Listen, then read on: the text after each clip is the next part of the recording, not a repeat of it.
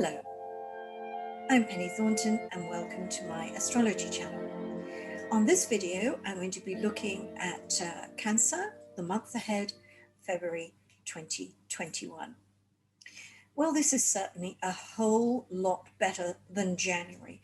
Although I have to say, I think a lot of stuff got processed and there was such a lot about 2020 in 2021. And so a lot of things reached their peak. A lot of things had to be dealt with, done and dusted, put aside so that we could get into this very new astrological kind of environment we're in. We are really dipping our toes in the waters of Aquarius right now. And as we go through February, the sun will be in Aquarius, Venus will be in Aquarius, Mercury will be in Aquarius, and we have a new moon in Aquarius. So we are really getting a taster of what this Aquarian age may be about. Now, of course, Aquarian ages take a couple of thousand years to roll out. So a lot of things are going to happen in 2000 years. But certainly the first part of it, our part of it, the way we carve out our kind of new Aquarius age is going to be really, we're going to see a lot of things in February that are going to show us how things are going to be different. So I'm going to start the way I like to start. That's to show you the chart so that we can see where we are. And there we are. There is the horoscope with all your planets, as we can see. They're sort of above the horizon here. So in many ways, February is a month where you go out to meet the world. Now, of course, I realize I'm saying that. There's still so many of us in lockdown, not able to get on a plane or a boat or anything. So the idea of getting out to meet the world is really, it's just not happening. But what I probably mean is that we think about what we want to have in our world and what the component parts of that might be for this year, let's say. And so we set about building that, connecting with people virtually or however we connect with people, and sort of looking forward to 2021, what we can do, what we can't do, what we hope to do, what we may do. So when I look at this large clump of planets in Aquarius, I'm looking at the 8th house here.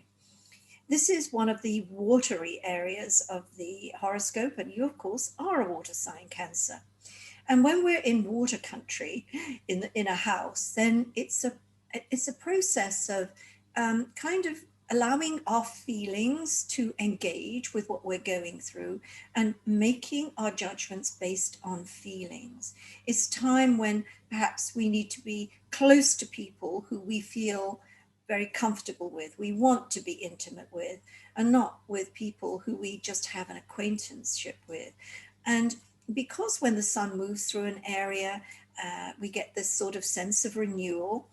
It's a time to renew our close relationships, and also a time to really look at those things which we perhaps find difficult to talk about generally. When we think about finances are a crucial part of our existence. We need money to be able to put a roof over our head. But yet it's not the sort of thing we talk to everybody about. I mean, if you opened a conversation up with, I earned so much today, I mean, it would be not an appropriate thing. So we keep our monetary situation to ourselves. We're very quiet about it. And of course, we don't talk about our sex lives either, really. I mean, maybe we will to somebody who's very close to us, but we don't go to a dinner party and talk about it. So there's this idea that the 8th house is where we keep our most private and personal things. And it will be a month, perhaps, where there's a lot of new starts, both in the sense of intimate relationships and new starts in terms of financial relationships, your relationships with credit card companies, banks, mortgage companies, lending institutions, business partnerships, your financial arrangements with your significant other, if you're in a relationship like that. So I like this idea of as a time of renewal. I think that's such a very positive spin to put on this area of the horoscope and what's going on in it. Now, Mercury will be retrograde most of the month, well, at least until the 21st of February. But I don't look at a retrograde Mercury and feel bad about it. maybe it's because I was born with my Mercury retrograde, and so I've lived with it my entire life, and it hasn't stopped me from writing books and writing columns and speaking to people like I am now, or having opinions, or all those things. And I think we have to think differently about a retrograde Mercury, in that it will take us into areas that we didn't expect to go, perhaps, but there's plenty of value to be found in there. So you may find during the first 3 weeks of February that things are happening that take you into new territory that you're unfamiliar with, and that you start looking at certain situations in a kind of different light because of where Mercury has taken you.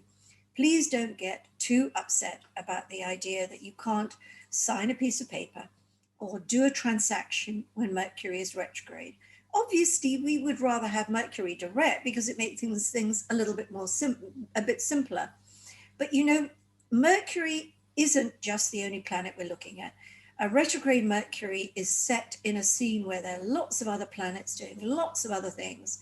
And because February has a lot of positive influences in it, I think you can be quite confident about certain things that are happening on a retrograde Mercury, in that it's set in a scene where there's a lot of positivity. Now, but two things to think about here. Um, you see this here, this is the new moon, and right there is Venus. And Venus is in fact aligned with Jupiter, conjunct Jupiter, on the day of the new moon, which is the 11th of February. This is a good day. Now, I'm saying that, and you probably come up to it and say, oh, this, that, and the other happened, it was awful. But no, it wasn't, because there's something about that day, that time period, maybe the day before, maybe the day afterwards, that's got real growth in it, that's got real opportunity in there, real good fortune. It's sometimes that we just don't see it. It's not that it's hiding in plain sight. It's just that we're looking at something else. We're looking at perhaps the difficulty we're facing, and we're not seeing that nugget of gold in it. But I do hope, and I would expect, that some Cancerians are going to really feel that that period, round about the 10th to the 14th of February, is going to be fabulous. You're going to really feel on a bit of a high. Now, of course, in that period, we've got Valentine's Day. So perhaps the reason for any kind of sense of happiness and hope and joy is because of a romance, is because of just the sheer enjoyment of being with that special person, or perhaps you'll meet somebody, or perhaps you'll take a really important step on that day. And remember, even though Mercury is retrograde, that shouldn't stop you taking that step. Also, I think on February the 14th itself, Mercury will combine with Jupiter as well. Mercury will be conjunct Jupiter. And that's often a time we make very happy decisions and we get good news, and things are pretty positive. What I'm thinking here, because it's retrograde, it may take you back to decisions and activities and events that happened around the 12th of January. Now, that was a pretty important period for certainly for America. So you might be able to locate what happened to you at that time, because there's a reference to it with Mercury coming back there on the 14th. And also, Mercury will turn direct on the 21st. So it's going to go right over that Jupiter. It's going to be conjoined to Jupiter again. So there'll be a third phase in this kind of story.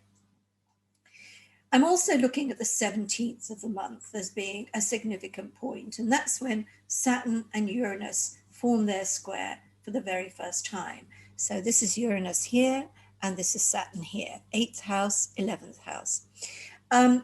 Now, there is a real kind of tug of war going on with these two planets, because Saturn is all about stability, and it's all about boundaries, doing what we're supposed to do. And Uranus is all about, oh no, let's just blow that out of the water. Let's do anything that isn't the same as it's been done before.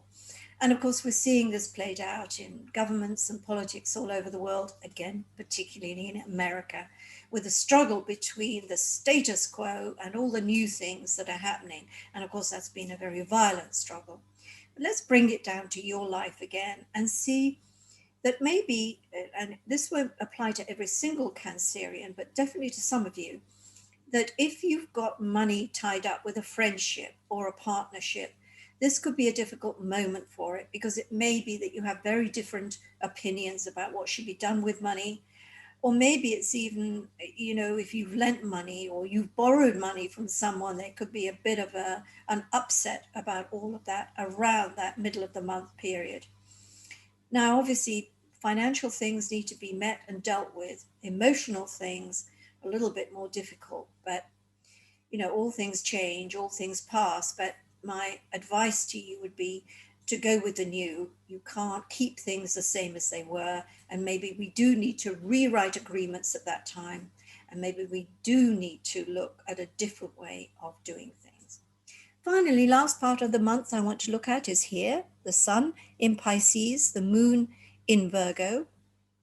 And we want to look at this in terms of completion, because full moons are always about completion, about coming to the end of something. So it may be appropriate perhaps to tie up some kind of arrangement. Of course, Mercury will be direct by this time, so maybe it hasn't been possible to do certain things, but now, come the 27th, you're able to, put things into a box and say, that is done. Sometimes, of course, we get simmering situations reaching the bubble at full moon, so there could be something that is a bit of a challenge to deal with, but kind of remember that you may be a little emotionally overwhelmed and that you're not going to make a good decision when you're feeling emotionally all out there. Wait till it settles down and then make your decision. And if something does come to the end around that point, it is appropriate, maybe possible to change some aspects of it in the future, but really and truly, it's good to sign off on a full moon. And in fact, that's what I'm going to do now. I'm going to sign off from talking to you. But yes, these are my general views of the month, which I think, or I hope, gives you a very good heads up, a good angle on it. And just want to say, to rewind it away, I think we can look at this as the real beginning of 2021. We did a lot of tying up and sorting, and the residue of 2020 flowed into January. We had to deal with it, get it done. And now we can start moving towards this very new kind of era that we're in. So thank you for watching, and I look forward to talking to you on my other audios and videos throughout the month. Thank you for watching. Take care. Bye for now.